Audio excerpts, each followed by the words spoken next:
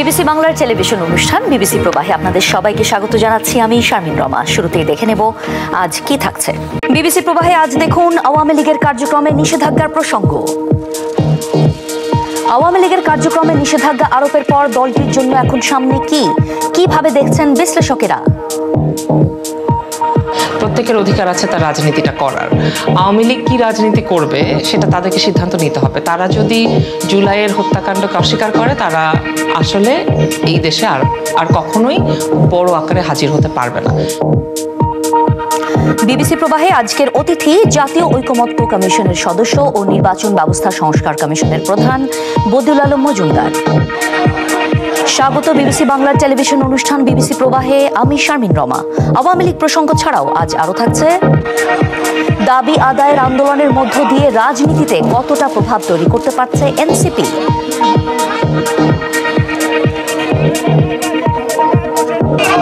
এবং গাজায় ইসরায়েলি হামলায় আরো 40 জনের বেশি নিহত।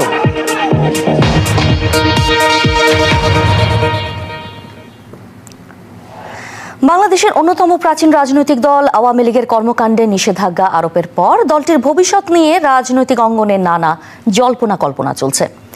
গণ অভ্যুত্থানের মাধ্যমে ক্ষমতাচ্যুত হওয়ার 9 মাস পর নির্বাহী আদেশে দলটির সব ধরনের রাজনৈতিক কার্যক্রম নিষিদ্ধ করে অন্তর্বর্তীকালীন সরকার, যা বহাল থাকবে ট্রাইব্যুনালে বিচার শেষ না হওয়া পর্যন্ত। এই সিদ্ধান্তকে কিভাবে দেখছেন বিশ্লেষকেরা, জানাচ্ছেন বিবিসির আবুল কালাম আজাদ। আওয়ামী লীগের কেন্দ্রীয় কার্যালয়ের বর্তমান অবস্থাই বলে দেয় বাংলাদেশের রাজনীতিতে আওয়ামী লীগ আসলে কী অবস্থার মধ্যে রয়েছে। 2024 সালের 5 আগস্টের পর থেকেই দলটির এই কেন্দ্রীয় কার্যালয় পরিত্যক্ত রয়েছে। এছাড়া সারা দেশে দলটির পদবিধারী নেতারা পলাতক রয়েছেন, আত্মগোপনে রয়েছেন। এই অবস্থার মধ্যেই বাংলাদেশের অন্তর্বর্তীকালীন সরকার আন্দোলন ও দাবির মুখে আওয়ামী লীগ এবং এর অঙ্গ সংগঠনগুলির সকল ধরনের রাজনৈতিক কার্যক্রমের উপর নিষেধাজ্ঞা আরোপ করেছে।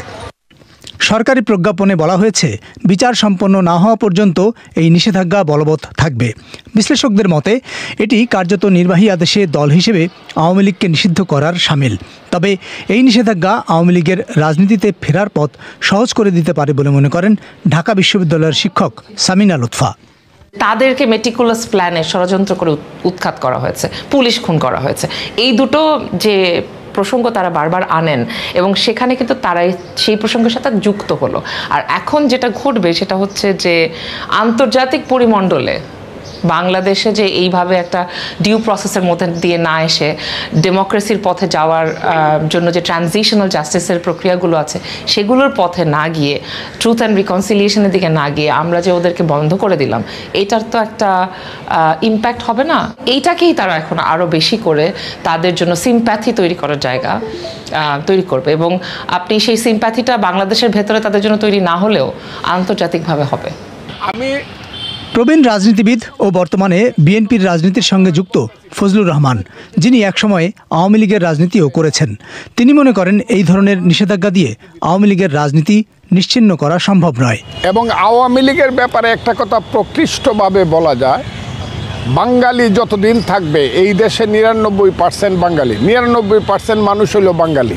বাংলা ভাষা যতদিন থাকবে, আওয়ামী লীগের যারা অন্যায় অপরাধ করছে তাদের বিচার হবে। তারা রাজনীতিতে না আসলেও তাদের আদর্শের নামে দেশে রাজনীতি হবে, এই রাজনীতি ফিরে আসবে। ভুল যদি করে থাকে মানুষে করছে, দল কোনো ভুল করে নাই, কাজেই মানুষের বিচার হবে, দলের বিচার হবে কেন? বাস্তবতা হলো, জুলাই আন্দোলনের বিরুদ্ধে সহিংস অবস্থানের কারণে রাজনৈতিক দল হিসেবে আওয়ামী লীগের বিচারের দাবি রয়েছে। দীর্ঘ 16 বছরের শাসনকালে গুম, খুন ও দমনপীড়নের অভিযোগে দলটির ভাবমূর্তি ক্ষতিগ্রস্ত হয়েছে। তবে ইতিহাস বলে, অতীতেও আওয়ামী লীগ নিষেধাজ্ঞা ও প্রতিকূলতা মোকাবেলা করে ঘুরে দাঁড়িয়েছে। রাজনৈতিক বিশ্লেষক মহিউদ্দিন আহমেদের মতে, এবার আওয়ামী লীগের পুনরুত্থানের জন্য নির্ধারক হবে দুটি বিষয়। এক, নেতৃত্ব দিয়ে দলটি কি করতে পারে, আর দ্বিতীয়ত জনগণের প্রত্যাশা পূরণে আগামী দিনে সরকার ব্যর্থ হলে সেই সুযোগে। নিষিদ্ধ করলে যে কামব্যাক করতে পারবে না এমন কোনো কথা নাই। জামাত তার জীবনে 4 বার নিষিদ্ধ হয়েছে, তো জামাত তো আছে।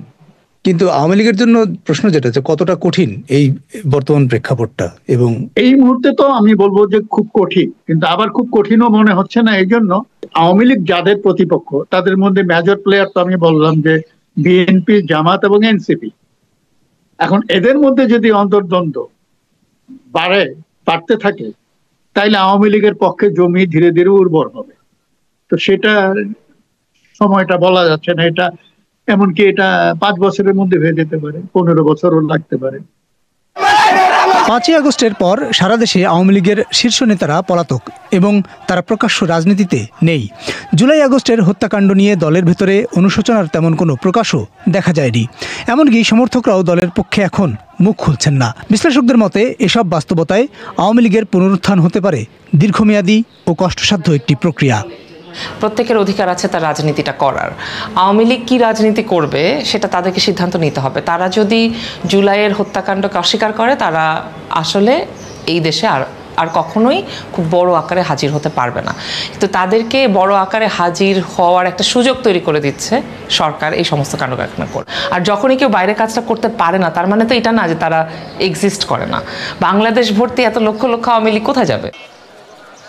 বাংলাদেশে আওয়ামী লীগের কর্মী সমর্থকরা দলটিকে মুক্তিযুদ্ধ ও স্বাধীনতার পক্ষের শক্তি হিসেবে বিবেচনা করে। স্বাধীনতা আন্দোলনের নেতৃত্ব দানকারী দল হিসেবে আওয়ামী লীগ দীর্ঘদিন মুক্তিযুদ্ধের চেতনাকে সামনে রেখেই রাজনীতি করেছে। বিশ্লেষকদের মতে বাংলাদেশের রাজনীতিতে 71-এর মুক্তিযুদ্ধ ইস্যুটি প্রাসঙ্গিক থাকবেই, আর সেটি আওয়ামী লীগের রাজনৈতিক অস্তিত্বের এক বড় উপাদান হিসেবে অব্যাহত থাকতে পারে।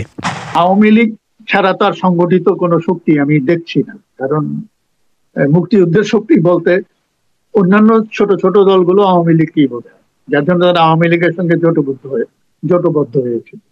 এখন মুক্তিযুদ্ধের শক্তি হিসেবে আওয়ামী লীগকে চ্যালেঞ্জ করতে পারে বিএনপি, যদি তারা এই মুক্তিযুদ্ধের ব্যাপারটাকে আপহোল্ড করে। অতীতে তারা সেভাবে করেনি। এদিকে বিএনপি আওয়ামী লীগের বাইরে 24-এর অভ্যুত্থানে নেতৃত্ব দানকারী ছাত্রদের দল এনসিপি নতুন রাজনৈতিক শক্তি হিসেবে আত্মপ্রকাশ করেছে এবং আওয়ামী লীগ নিষিদ্ধের আন্দোলনেও নেতৃত্ব দিয়েছে। তবে বিশ্লেষকদের মতে এনসিপি আদৌ আওয়ামী লীগের রাজনৈতিক বিকল্প হয়ে উঠতে পারবে কিনা সে বিষয়ে সন্দেহ রয়েছে। আবুল কালাম আজাদ, বিবিসি বাংলা। স্টুডিওতে আছেন জাতীয় ঐকমত্য কমিশনের সদস্য ও নির্বাচন ব্যবস্থা সংস্কার কমিশনের প্রধান বদিউল আলম মজুমদার। ধন্যবাদ আপনাকে বিবিসি প্রবাহে যোগ দেওয়ার জন্য। এরকম একটা সিদ্ধান্ত সরকারকে কেন নিতে হলো? এর একটা অবশ্যই প্রেক্ষাপট আছে যে গত বছর যে গণ অভ্যুত্থান হলো, এই অভ্যুত্থানে অনেক নৃশংস ঘটনা ঘটেছে। 1400-1500 ব্যক্তি যে তারা নিহত হয়েছে এবং হাজার হাজার ব্যক্তি আহত হয়েছে, এবং আওয়ামী লীগ দল হিসাবে এই ব্যাপারে কোনো অনুশোচনা করেনি।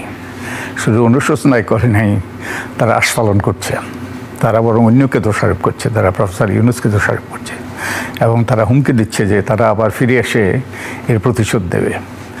তো এই প্রেক্ষাপটেই এটা ঘটেছে। এই যে এতে যে সমালোচনার যে জায়গাটা তৈরি হচ্ছে, আমরা প্রতিবেদনেও দেখছিলাম, সেটা কি সরকারের জন্য কোনো রকম সমস্যার কারণ হতে পারে? আপনি কি মনে করেন? এটা সময় বলে দেবে। একটা পার্থক্য যে যেমন জামাত অনেকবার নিষিদ্ধ হয়েছে, আবার জামাত ফিরে আসতে পেরেছে। জামাতের একটা আদর্শ আছে, আমরা একমত হই আর না হই, এই আদর্শভিত্তিক দল হিসেবে তাদের পক্ষে টিকে থাকা সম্ভবপর হয়েছে। তারা কিন্তু আওয়ামী লীগের ব্যাপারে আওয়ামী লীগের অবস্থা ভিন্ন। মানে আওয়ামী লীগের কি তাহলে আদর্শ নেই? আওয়ামী লীগের আদর্শ আছে, ছিল, কিন্তু তারা তার থেকে যোজন যোজন দূরে চলে গিয়েছে গত 15-16 বছরে। তারা যে বাঙালির এই দেশের মানুষের আর্থসামাজিক উন্নয়নে, গণতান্ত্রিক বিকাশে যে ভূমিকা রাখার কথা তা তো রাখেই নাই, বরং উল্টো করেছে। তারা বহু অন্যায় করেছে, তারা লুটপাট করেছে, মানুষের অধিকার হরণ করেছে, খুন খারাপি করেছে, এবং এগুলো দায়ও স্বীকার করছে না। তো তারা আওয়ামী লীগ যে উদ্দেশ্য নিয়ে সৃষ্টি হয়েছিল, এগুলোর একটা ইতিহাস আছে নিঃসন্দেহে, কিন্তু বারবার তারা অনেক কাণ্ড করেছে যেগুলো যে আদর্শ নিয়ে তারা যাত্রা শুরু করেছিল, সেই আদর্শ থেকে তারা বিচ্যুত হয়েছে। যেমন তার রক্ষী বাহিনীর কর্মকাণ্ড, তারপরে সংবিধানের চতুর্থ সংশোধনী 1975 সালের, যেটা সংবিধানের মূল চরিত্রকে বাদ দিয়ে দিয়েছে।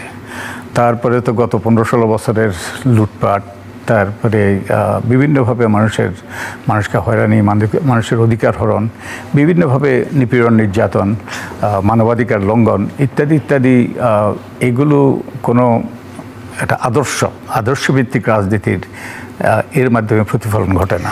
একটু যদি চলমান রাজনীতি এখন যে প্রেক্ষাপট একটা আছে সেখানে আসি, রাজনৈতিক দলগুলোর মধ্যে এখন দেখা যাচ্ছে যে একে অপরের বিরুদ্ধে অবস্থান আরও স্পষ্ট হচ্ছে বলেই অনেকে মনে করছেন। কেন করিডোরের মতো ইস্যুতে জামায়াত সহ অন্যান্যরা কথা বলছে না, এরকম প্রশ্ন তুলছে বিএনপি। আবার তারা বলছে যে আবার যখন বিএনপির বিরুদ্ধে সবাই আবার একসাথে হয়ে যাচ্ছে। কিন্তু এখানে এই রাজনৈতিক মত পার্থক্য ছাপিয়েও ষড়যন্ত্রের সন্দেহ, অবিশ্বাস, এই বিষয়গুলো আরো প্রকট হচ্ছে বলে অনেক বিতর্ক হচ্ছে। তো রাজনীতিতে কি আসলে একটা মানে নতুন মেরুকরণ দেখতে পাচ্ছেন? আমি এটা আবারও সময় বলে দেবে মেরুকরণ ঘটছে কিনা। তো রাজনৈতিক পরিস্থিতিটা এখন একটু ঘোলাটে, কারণ কতগুলো দল নির্বাচন চাচ্ছে দ্রুত, আর কতগুলো দল নির্বাচনের বিপক্ষে, দ্রুত নির্বাচনের বিপক্ষে। তারা কতগুলো সংস্কারের পরে সংস্কারের এবং যারা অপরাধ করেছে, অন্যায় করেছে, খুন খারাপি করেছে, তাদের বিচারের পর নির্বাচন চায়। এবং এর সাথে আর অনেকগুলো ইস্যু যুক্ত হয়েছে, যেমন করিডোরের বিষয়। আমরা জানি না ঠিক করিডোর দেওয়া হয়েছে, হচ্ছে কিংবা হবে, আমরা নিশ্চিত নই। সরকার সুস্পষ্টভাবে বলেছে যে করিডোরের ব্যাপারে কোনো রকম অগ্রগতি ঘটেনি কিংবা এমন কোনো সিদ্ধান্ত হয়নি। কিন্তু এই নিয়ে অনেক আলাপ আলোচনা আছে, এবং এই ক্ষেত্রে অনেকগুলো আমি আশ্চর্যিত হব না যেই সকল আলাপ আলোচনাগুলো আছে এগুলো তথ্যভিত্তিক কিনা, এগুলো অপপ্রচার কিনা। তো এইসব এখন রাজনৈতিক বর্তমান পরিস্থিতিতে যে ঘোলাটে পরিস্থিতিতে বিভিন্ন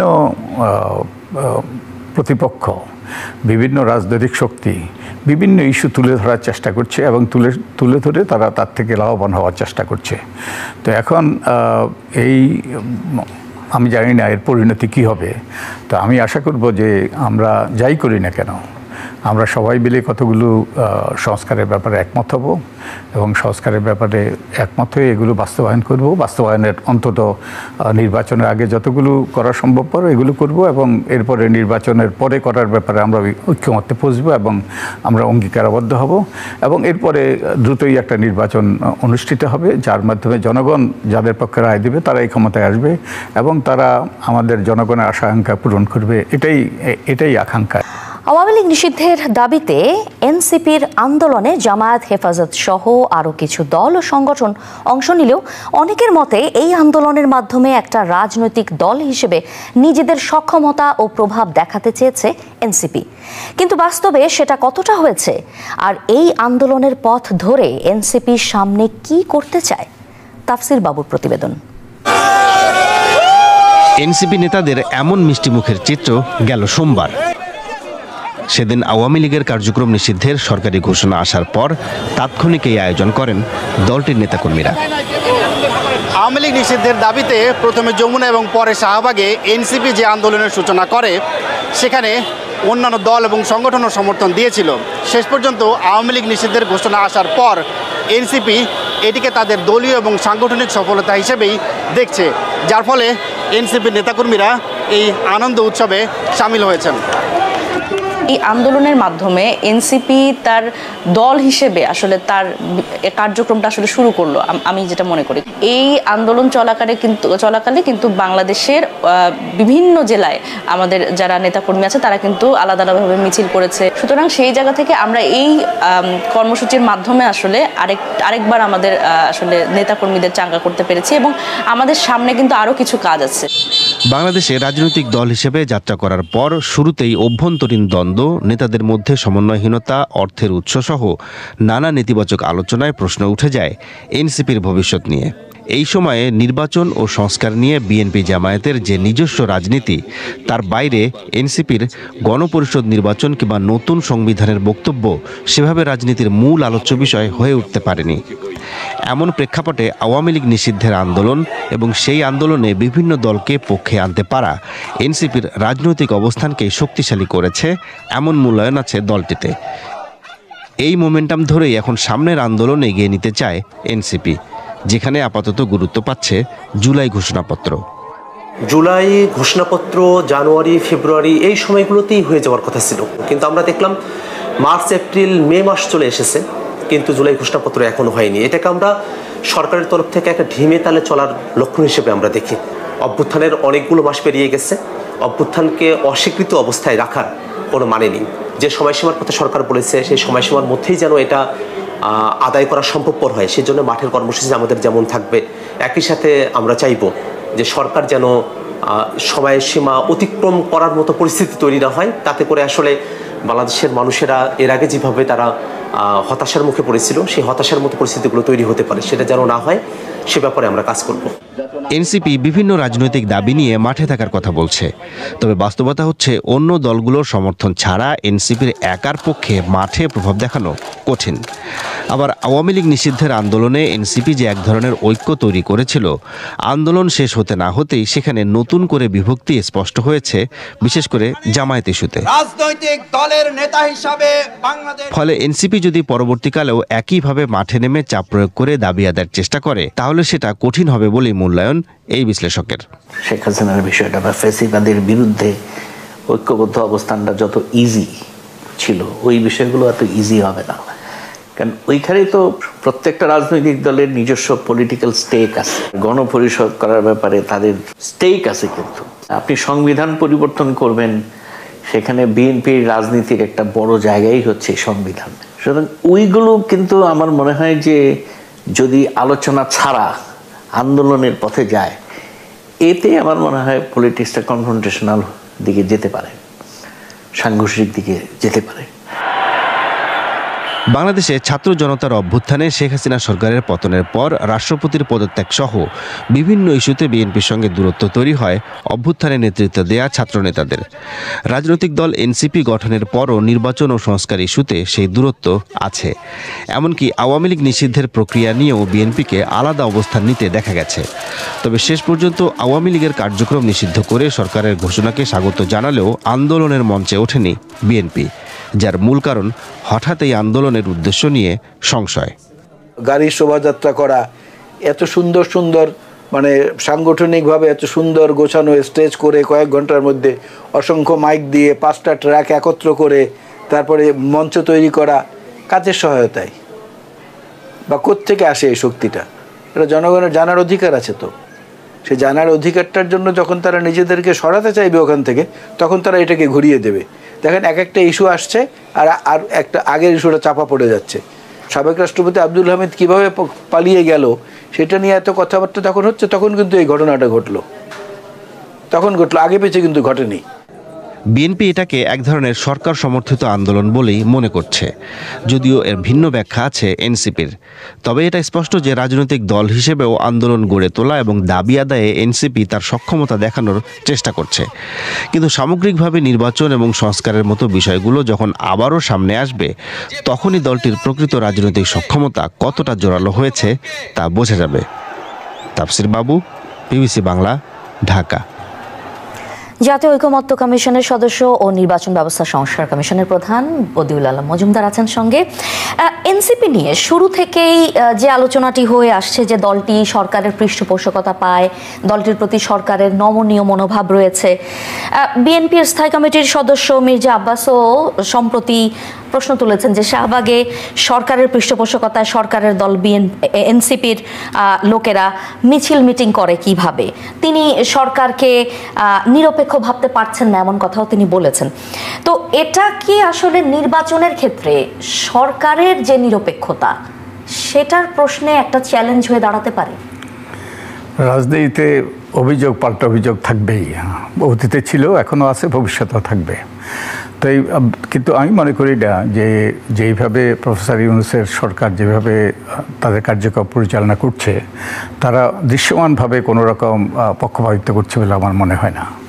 তা আমার মনে হয় যে হ্যাঁ, তাদের দুইজন এখন উপদেষ্টা আছেন তাদের প্রতিনিধি হিসাবে, কিন্তু তারা কোনো দলীয় কর্মকাণ্ডে অংশ নিচ্ছে না। তো আমি মনে করি এটা কোনোভাবে এরা পক্ষপাতদুষ্ট আচরণ অন্তর্দৃশ্যত তারা করছে বলে আমার মনে হয় না। সংস্কার ও নির্বাচন নিয়ে যদি একটু বলি, যে এনসিপি চায় যে আগে সংস্কার পরে নির্বাচন, কিন্তু বিএনপি বলছে যে সংস্কার নির্বাচিত সরকারের দায়িত্ব। তো এই জায়গাগুলোতে যদি মানে একটা ঐকমত্য না হয়, তাহলে কি নির্বাচন অনুষ্ঠিত হওয়ার বিষয়টি একটি অনিশ্চয়তার মতন ঝুঁকিতে পড়তে পারে বা একটা পরিস্থিতি তৈরি হতে পারে? অবশ্যই অনিশ্চয়তা আছে। তো আমরা যদি একটু ইতিহাসের দিকে তাকাই, অতীতের দিকে তাকাই, শেখ হাসিনা কিন্তু সেই ট্যাঙ্কে চড়ে আসে নাই, শেখ হাসিনা কিন্তু উর্দি পরেও আসে নাই। শেখ হাসিনা একটা নির্বাচনের মাধ্যমে ক্ষমতা এসেছিল এবং নির্বাচনের মাধ্যমে নির্বাচনটা অবশ্য নির্বাচন নিয়ে বিতর্ক আছে, কিন্তু শেখ হাসিনা একজন স্বৈরাচারে পরিণত হয়েছে, ফ্যাসিস্টে পরিণত হয়েছে। তো এটা তো আর এমনি হয়নি যে আমাদের সাংবিধানিক কাঠামো, আমাদের যে প্রতিষ্ঠানগুলো, আমাদের নিয়ম নীতি পদ্ধতি, এগুলোই তাকে কিন্তু এই স্বৈরাচার করেছে। এবং একই সাথে তিনি যে আইন কানুনের পরিবর্তন করেছে, সংবিধানের ৫ম সংশোধনী পাশ করে তিনি আরও নিশ্চিত করেছেন তিনি সর্বময় ক্ষমতার অধিকারী হওয়াটা। তো এইগুলো যদি পরিবর্তন না হয়, যে সংস্কারের মাধ্যমে কতগুলো সুদূর প্রসারী এবং গুরুত্বপূর্ণ সংস্কারের মাধ্যমে, তাহলে আবার স্বৈরাচার ফিরে আসার সম্ভাবনা থেকে যায়। তাই শুধু এনসিপি নয়, আর অনেক নাগরিকই কিন্তু তারা কতগুলো গুরুত্বপূর্ণ সংস্কারের পক্ষে। তো আমি মনে করি এই দুটোই একত্রেই চলতে পারে এবং এই সংস্কারগুলো হলে দ্রুত নির্বাচন হয়ে যেতে পারে। রাজনৈতিক দলগুলো যদি ঐক্যমত্যে পৌঁছে, তাহলে দ্রুতই ডিসেম্বরের মধ্যে নির্বাচন হতে পারে বলে আমি মনে করি।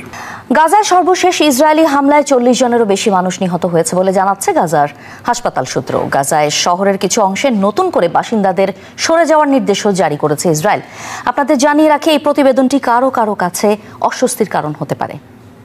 গাজার খান ইউনিসের এই হাসপাতালটিতে যখন ক্ষেপণাস্ত্র এসে আঘাত করে, তখন সেখানকার স্বাস্থ্যকর্মীরা অসুস্থ শিশুদের অন্যত্র সরিয়ে নেওয়ার জন্য অপেক্ষা করছিলেন। ইসরায়েলের দাবি, হাসপাতালটির নিচে একটি কমান্ড সেন্টারে হামাস নেতা লুকিয়ে রয়েছেন। হামলায় কয়েক ডজন মানুষ নিহত হয়েছেন, আহত হয়েছেন বহু লোক। রকেট বোমাগুলো যখন বিস্ফোরিত হয়, তখন কাছেই বিবিসির একজন সংবাদদাতা এক ব্যক্তির সাক্ষাৎকার নিচ্ছিলেন।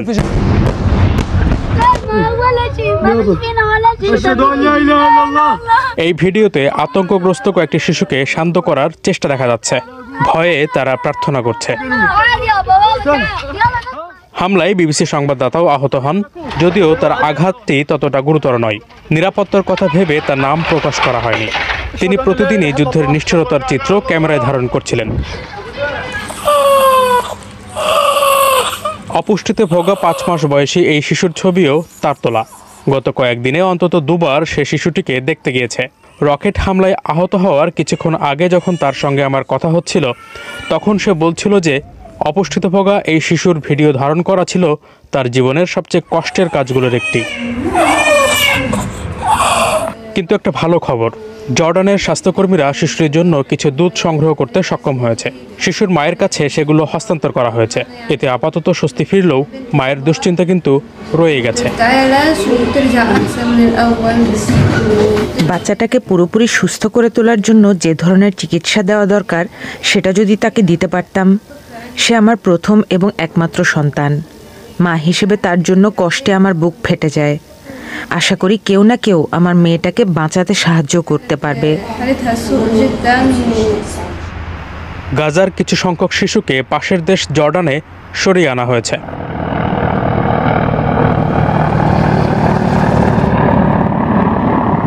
গত জানুয়ারিতে আব্দুল রহমান ও তার মা আসমাকে যখন জর্ডানে আনা হয়, তখন আমরা সেটির ভিডিও ধারণ করেছিলাম।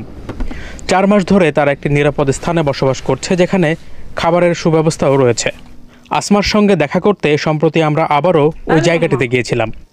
তখন সে তার মা ও বাকি সন্তানদের সঙ্গে যোগাযোগ করে যারা এখনও গাজাতেই অবস্থান করছে।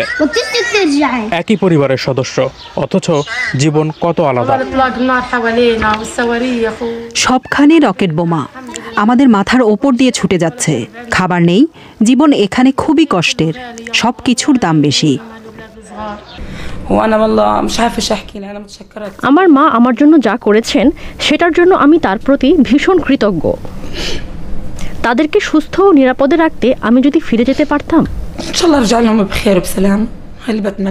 এটা কেবলই একজন মায়ের আকুতি, যিনি দেখতে পাচ্ছেন তার সন্তানরা ক্ষুধা আর যুদ্ধের বিভীষিকায় আটকা পড়েছে। কিন্তু গাজায় ফিরে গেলে ভাগ্যে কি ঘটবে সেটা কল্পনা করা কঠিন কিছু নয়। ইসরায়েলের কঠোর অবরোধে গাজায় জরুরি ত্রাণ সহায়তা ঢুকতে পারছে না। ত্রাণ ঢুকতে দেওয়ার ব্যাপারে আলাপ আলোচনা চলছে, কথা হচ্ছে যুদ্ধের বিরতির বিষয়েও, কিন্তু এখন পর্যন্ত সেগুলো কেবলই আলোচনার মধ্যেই সীমাবদ্ধ। সবাইকে শুভকামনা জানিয়ে আমি শারমিন রমাজ এখানেই বিদায় নিচ্ছি। ভালো থাকবেন।